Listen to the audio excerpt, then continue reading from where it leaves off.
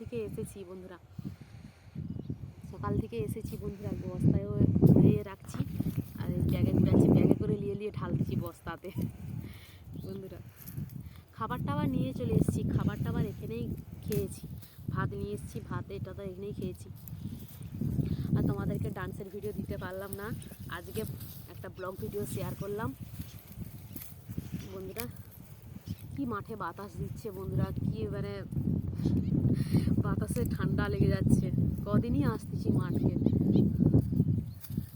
আর মুড়া বস্তার যা দাম, 600 টাকা করে বস্তা, 600 টাকা 700 টাকা করে বস্তা, মুড়া বস্তা। ওই জন্য তোমাদের দাদাভাই বলছি যাও না, দুটা গুড়ি নিয়ে আসবে, যেও হয়, তাই এসেছি।